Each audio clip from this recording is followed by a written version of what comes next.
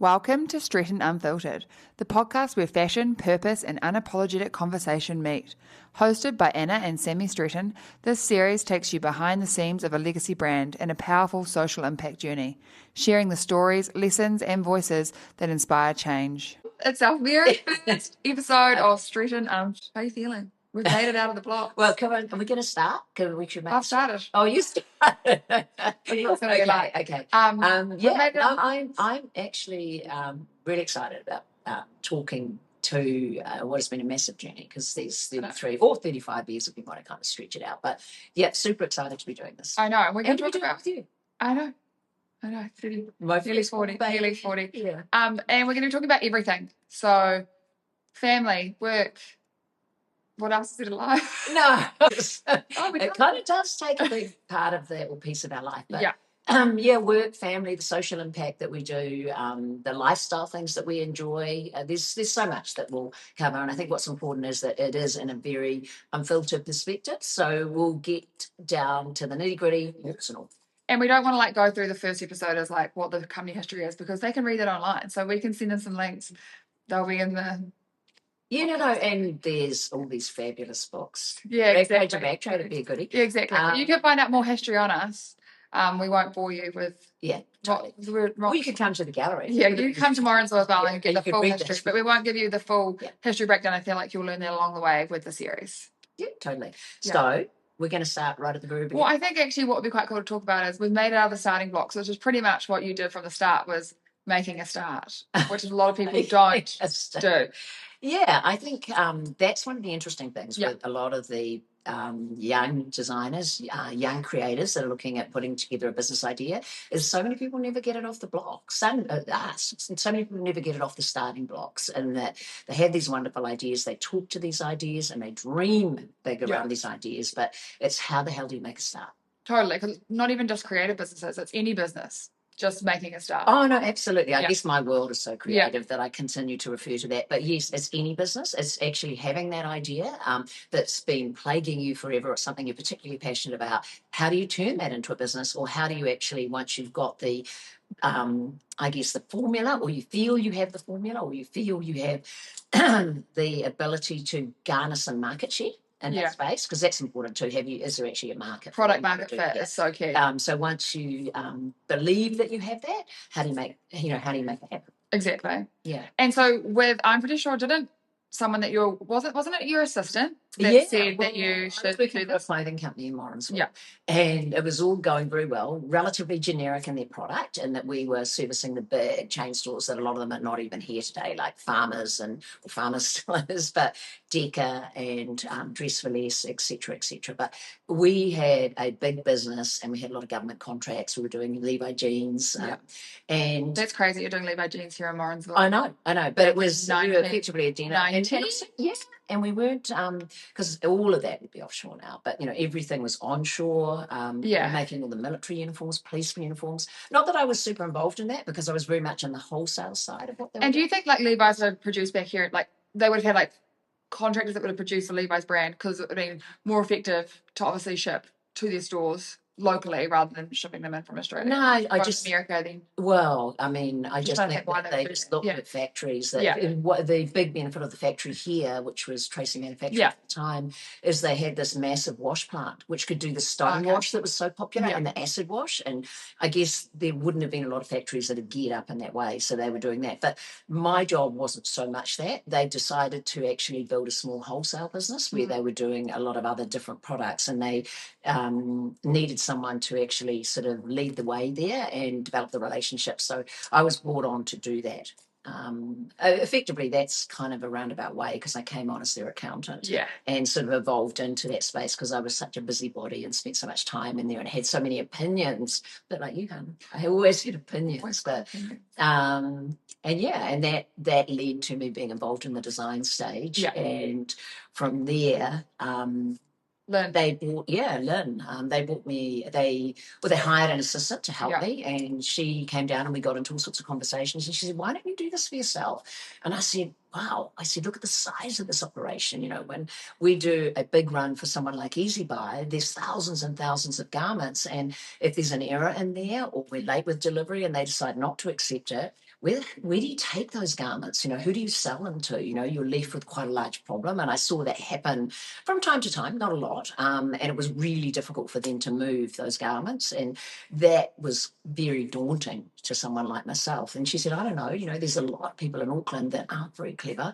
I don't want to thrash the Aucklanders, but that was the moment. We love Auckland. Yeah, we do. To all of our Auckland customers. I don't know the traffic. But anyway, there's a lot of people in the Auckland area where she had come from that are doing this, not very well. And she said, I think you'd be awesome at it. So I left and I went and did it. And here we are. Yeah. So, and you obviously started on the farm.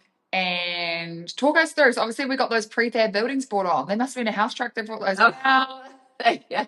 Must have been all go. I was married to your dad, who was kind of super practical. Very practical. I am the practical one. Yeah, I know. And when we were looking at solutions on how to actually do this, because I did start in the house, and that became a bit overwhelming. Because I actually remember that. Yeah, it was in that room off the lounge. Yeah. And there's all those samples everywhere, and it was kind of like the smallest room, and there was like 2 people sitting there with the desks, and it was like crammed in. It was the only office. There's actually photos. We've got a photo of that. We have. I think we started in the lounge. Oh, sorry, I started in that tiny office. Then when the delivery started getting bigger and bigger, I remember my first delivery, which was like 50 white linen shirts to 3 bears. Take us back. So exciting, trimming the buttons, pressing down the collars, because we just did everything. Yeah. And they were such an astute, valued store in Newmarket. They were kind of the pinnacle, and he always supported, I guess, people getting into that startup space. So he gave me my first order of 40 linen shirts. 40. And, but that kind of evolved on and on, as you know. And the movement from the lounge was the 20,000 shift dresses created chaos in the living room and wasn't so helpful for you guys who trying to watch TV. Just trying to watch some Nickelodeon. Yeah, well, they probably didn't even have Nickelodeon at that stage. I know. I mean, just but that's what we were trying to do. Yeah. You had to kind of do it through the shift dresses. Yeah. But hey, there was I'm imagining $4 each of those dresses. Yeah. So it's really important dresses. that you watch TV around the dresses. Yeah. Let's segue from the lounge and the 20,000 shift dresses. That was a massive order for like a solo operator, effectively. So I was pretty much on my own. I can remember the morning I was sitting at my desk, Ugg boots on, feet on the desk, took the call from the buyer and thought, probably get, 200 dresses or something like that. Yeah. It'll be a token order to sort of start the ball rolling. So I hadn't dealt with them before. It was farmers. They were called farmers trading at the time, but they're farmers now. And I said, yeah. She said, hey, we really like the dress. Are you able to do this price? And I said, yeah, possibly can. And she said, okay, well, we're going to give you an order. And I said, okay, well, what does that look like? And she said, 20,000. And I just, oh my gosh. Can we just actually, when you think about 20,000 back in the early 90s, that's actually a substantial order for farmers as well. When you think about, I don't think they'd order 20,000 units of a dress now. No, because they obviously don't have, back then they had no competition to sell offline, so it was like only Kiwis could buy at farmers. So one, it's a huge order for farmers, but obviously ginormous for you, the solo trader. It was massive. Because, it was 5,000 unit drops, so it was staged over like 5,000 a month that came out through the summer drop. It was a shift dress, so it's like a singlet dress, very simple. Construction, and we must have engaged the whole community in making those dresses. Effectively, the prints were pretty much up to me. They had to stay within a framework, and at that time, I was actually clearing fabrics from fabric suppliers, so I was endeavouring to get the deals to get the price they needed. So don't forget, at that time, we didn't have China. No. We didn't have offshore. We weren't working in that space anymore. Yeah, which is crazy. Everything was done. Everything was here, and fabric sourced here, trim sourced here, so you had to cost everything. But I think that forced us out of the lounge and into the dirt floor garage with no power. And so we had to run Canberra extension lights to actually, they were extensions. And because First Couriers, because they were called First Couriers then. Is that NZ Couriers? I don't know. Was it NZ I don't know, because they were just called First Couriers, and they called into the farm to pick up the first lot to take. 20,000. It was an early pickup, it was like 8 o'clock or something. Yeah. So we had to go through the night to trim and do them. So that hence the Canberra lights. And do you even remember what a Canberra light looks like? Remember the orange leads with the little, you need to Google that because you probably don't even know, because they were. I think I do, but I don't know. I have to lights for big things. Yeah. And so that's how we did it. Cool. And that kind of led to that we actually need to do a little bit differently because the orders were starting to get quite substantive. Who worked through the night with you? Did you have Dad? The neighbourhood. The neighbourhood, Bronwyn Lovett was probably Did there. you have me on a monitor? They didn't have monitors back then. No, well, I would have just kept going back. Actually, father was probably sleeping because he had to milk. Oh, good point. Yeah, but that would have probably been like August, September, October, November deliveries. So yeah. I've staged through there. But yeah. So no, it's I mean, huge memories of that time. Yeah. And how did you find that juggling? Obviously, I was 4, Edward was a baby. 2, 3? Yeah, 2? It was. I mean, well, through the night you were sleeping. So that was... Yeah, and obviously we had kindy and stuff during the day. But how did you find as a mother to, like, balance that? Well, or, like, your work, obviously you're super passionate about work. How did you... Work was my world. Mm-hmm. I mean, I guess when I got into the business, I had no idea I could actually create such strong outcomes. Yeah. I had no idea that I loved business so much. I had no idea that I was actually quite good at it. Yeah. And so all of that sort of happened in that first year. And it's like an addiction.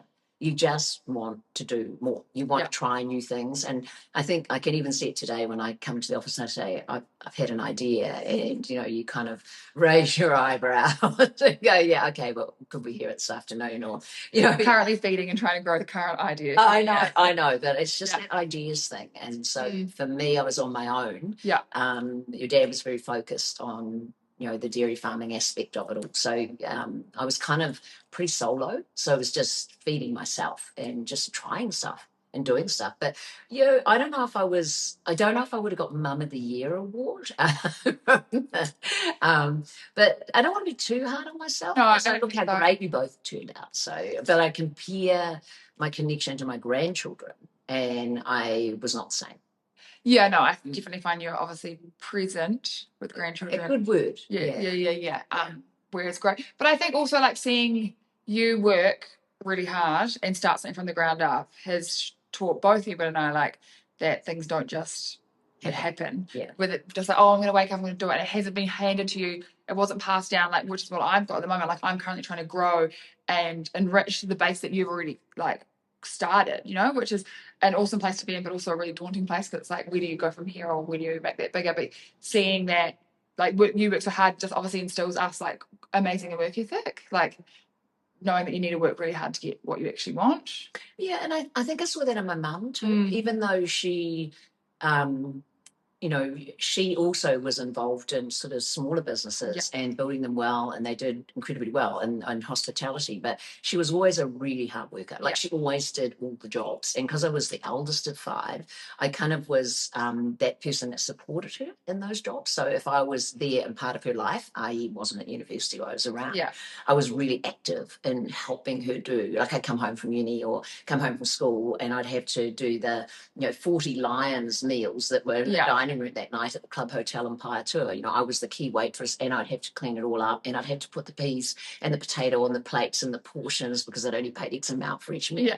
I think $5 a meal or $7 a meal. So I've learned from Mum was a very, very hard worker. Yeah. And I do work hard. I work hard today too, still, and I guess I just thrive on hard work. I think you do. I think you thrive on being busy. I do. Yeah.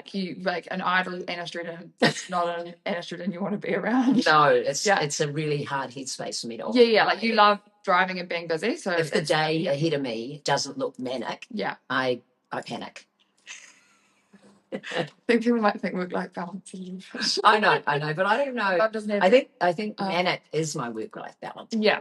No, totally. Effectively, from that farmer's order, the easy buy orders, I built a really solid relationship with Kmart New Zealand. And then one day I got the call from Kmart. I was heading back from Auckland in my little Mitsubishi L300 van, loaded with clearance fabric in the back, because that's like, it was always about the petty economies, making sure that I did the pickups as well when I was in Auckland. And the head buyer rang and said, hey, do you want to just call in quickly?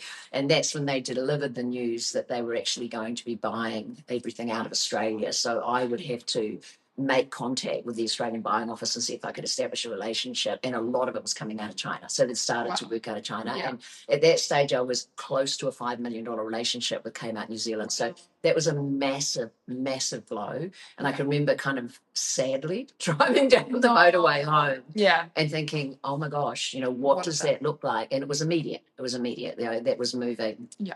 And I gosh, and then I had this kind of aha moment, and I thought, you know what? I'll build a vertical brand. I'll build a brand. I'll pivot and I'll do something. People do that. We can do that. And I guess I've always been solutions based. Like I don't get caught in the melancholy of the scenario. So whenever that moment strikes, I tend to think, okay, where's the learnings? What can I do? What's the solution here? Yeah. How can I push this forward? So that was a particularly insightful moment as I kind of started to work through that whole process. Yeah, and it was devastating for me because it was just such an easy flow of income into the company. Yeah, exactly. And I feel like those wholesale bases have really dwindled. Like there's not that many really here in New Zealand. Well, it's all Chinese, or it's all coming from offshore, not necessarily Chinese, but effectively you're looking at there's Vietnam, there's Bangladesh, there's all sorts of different countries which are doing and creating affordable platforms and manufacturing. So it's not here, but it was totally here when I was here. So that was kind of the start, but I was still manufacturing here, but I set up the vertical label and was working too. Wasn't it called Salmon Living? I know. And that's talk to us about what you got in the hot water for that. I mean, the thing is I was traveling because with the larger generic players, I was looking for styles for them, which we all did. So we traveled across the world. We picked up different styles, mostly the US and the UK. And we came back and we then did our versions of those styles for the New Zealand market. And once that all started to dwindle, I thought, okay, well, I'm going to build this retail vertical platform for myself, and I'm going to sell to the independents, so people doing a mixture of kind of labels. And I needed a name. And so I was in America, and I saw the shoe store called Sam and Libby, and I thought, that'll do. I've got a daughter called Let's just take someone else's IP and slap it in New Zealand. No. It was always about, no one would know. And they knew. Yeah, they knew. But took the name, called it Sam and Libby, proudly across the door. Even took their font. Yeah, literally replicated the label. Like that's where I was at, just in this manner. Let's get it done. Let's put a tick. This will do. Yeah. I've got a Volkswagen I'll call Libby. When people ask me where the name came from, and I've got a daughter called Sam, so this will make it work. And then Sam and Libby came to town. They were not happy about the label being used. No, they came. The warehouse cleared a whole lot of their shoes. Did they? Yeah, and our customers proudly came into the store and she said, "Oh, I've got shoes that have got the Sam and Libby." So I knew it was kind of getting closer. Yeah. And then I got a sort of a cease and desist letter from Sam and Libby themselves. They would have been by email in the back in the day. Well, it was probably was probably no emails. It would have been and that was a kind of a freak out moment. But I just apologized, changed the logo, and thought, and that also was a really poor decision in a lot of respects, because I thought, how can I do this in a way that I'm never going to get into this problem again? Yeah. I'll just use my own name. Yeah. And then someone suggested that my handwriting, most people had trouble reading it, but others thought that it was kind of creatively engineered, and suggested I write the logo or create. Well, it was Annah first, and then it became Annah Stretton. Yeah. So, but the Annah came from Annah Stretton. Was Annah written in your font, your logo? Oh my God, sorry. Your handwriting? No. It was no. Annah Stretton was Anna Stretton, but that's what handwriting. A much more kind of clearer version of it. But Annah no, I would have just grabbed probably Joker or something like that. And just Joker font from where? Yeah, well, that was just some sort of font. Because I was always I was never really in the business of just creating fabulous design and really thinking for hours and hours and hours about what this would look like. It was just about, okay, let's get going again. We need to change this and change it quickly. Totally. Yeah. So Annah was born, and then we had the stores. So we popped up first to Havelock North. We had the one in Orange. Was Sam and Libby. Yeah. So I think some of them had. We rebranded quickly. Yeah, we rebranded quickly, and then we just kept growing. Yeah. And growing, and then we went from there, and it was always about targeting the rural areas. Very much, yeah. Yeah, because the rural areas I felt were underserviced around putting together a good fashion story, and so and I say that respectfully because there was some people doing a great job, but totally. Others kind of struggled to really make make it work. So I felt if I went in and was one of the most capable retailers in a small town, I would hopefully do well. And I did. And in those days, I was up against people like Jean Jones, and there's a lot of labels that were doing it really well. And they also were focusing on some of the smaller areas. Yeah, and we were affordable and we had unique designs. Yeah, but very different to where we were today. Very different. Yeah, like a great linen shirt for $99. I think coming from the chain store mentality, I was very much in the space, and the irony is those are the styles that you love, but I was very much in the space of saying, okay, if I price it at $99 and not $129, I'll sell two. And so it was making sure that I've worked out where the sweet spot was for the customer. Absolutely, which comes from your farmers came out like very much, because I knew they were all $49 was their sweet spot. So as long as and I knew what their markup was, because they shared that with me. So as long as I could get to that 49, I could effectively charge what it. The wholesale was fixed. Yeah, totally. No, it's crazy because I talk about this often. Is that obviously now with online being like 40% of our business. Well, I think it's closer to 50, but it's a very substantial. Around that 40. Yeah, it is. But that's because the whole way we shop now has completely changed. But obviously back then, without online shopping and without the internet, the only way to like grow the brand and was to enhance bricks and mortar. So keep opening stores to create more revenue.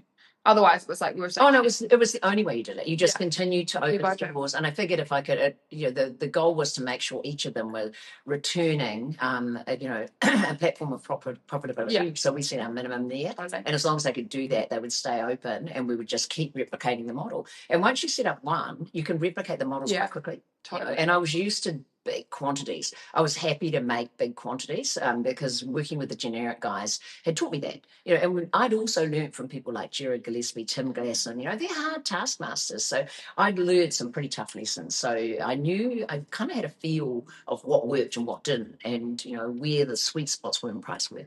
Yeah, absolutely. And obviously, as a child, I was dragged along to every store.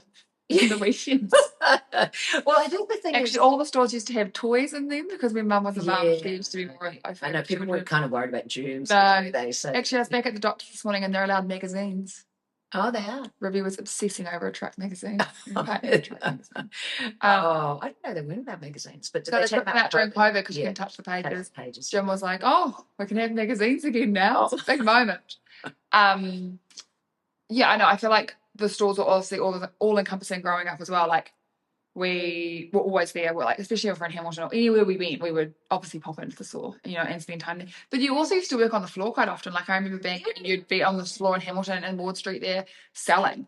Yeah, no, I did. I was really happy to work on the floor. I know that the stores sucked up a lot of our time. If we were in the vicinity of a store, we would go there. Yeah. I wouldn't. And now I can be in the vicinity and not go in. Yeah. I can go to Hamilton and not call into the store. I can go to Cambridge and not call into the store. But that would never be the case in that initial. It was always about connecting with the girls, spending some time with the customers. Because to me, that was my learning. Yeah. That's how I learned about what I was going to, what that design philosophy should feel and look like. And where were the pain points for women when she was trying on garments. So that was kind of a rich hunting ground of information for me, to be on the store floor. But yes, it created all sorts of problems for you guys because you were often with me and had to kind of. And interesting, often if I take Lily and Violet into a store, it's hard not to be focused, on what I see there or what I'd like to change or a customer that's got an inquiry or it's still very much there. It's very much. Yeah, like you can't go in there. I can't distance myself from okay, don't talk to me. I'm just because there's no reason to go in if I'm actually going to listen about it. Yeah. Exactly. And also the stores, like, I know you don't see go as much as you just said, but like they love it when you do go. Yeah, I mean, and I love being in there, and I think obviously because I'm 33 years in the business, I'm more recognisable now. So women love that connection, love having those conversations. Yeah, but in the store to hang on with. Yeah, but it's just nice because I guess there's the difference between the brand and the person. And it's nice to be the person that carries the name sometimes in that space, connecting with people. I enjoy that. I enjoy bringing the reality to the brand.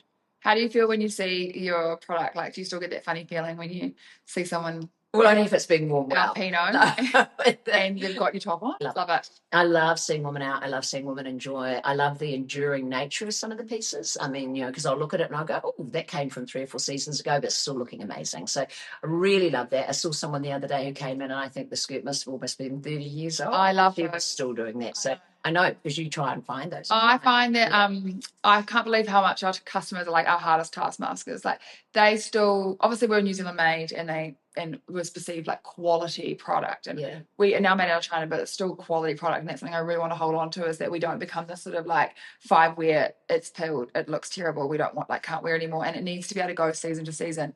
And our customers come to us as soon as there's a problem.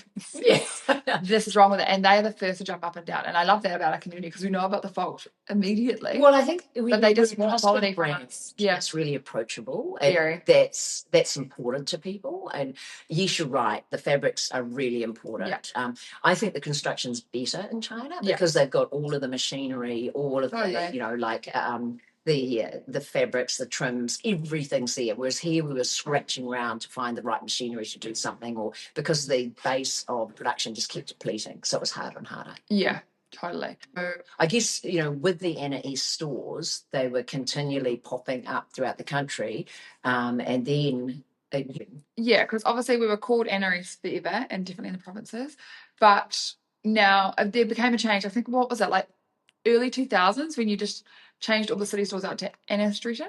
Well, I don't know. I'd have to go back and look at the date, because it'd be around the time of Fashion Week. Yeah. Because we applied to Fashion Week as Anna East, and they rejected us. They said we were too generic, too commercial. They didn't really want that type of brand on the catwalk. Nice, yeah. And so I then said, okay. And then we were only in the provinces. So I said, okay, how do we do this so that I can actually, because I was just kind of enamored by what Fashion Week was, and I wanted to be part of it. I wanted to be included. So how do I do that? And that's when I came up with, I changed my brand and I become Annah Stretton. And I become much more design focused, much more serious about that product mix. And I guess that's a whole nother podcast that we need to unpick, because there was so much involvement from yourself in that space, because Annah Stretton was our point of entry into Fashion Weeks, and that's why I changed the brand again. Totally. Well, you can listen to that in episodes too. But I guess we should wrap this up here. I hope you guys have had a lovely first time intro with us, talking about all things Stretton clothing and its origins, and hopefully you've taken away some takeaways, maybe hard work. Don't take someone else's brand name and just use it in New Zealand, because it doesn't work.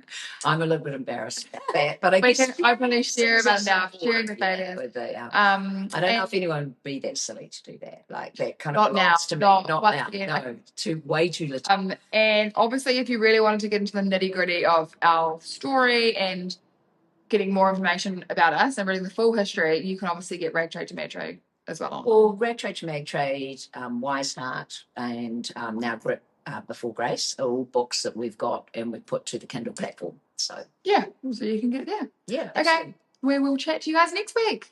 See you then. Bye. Bye.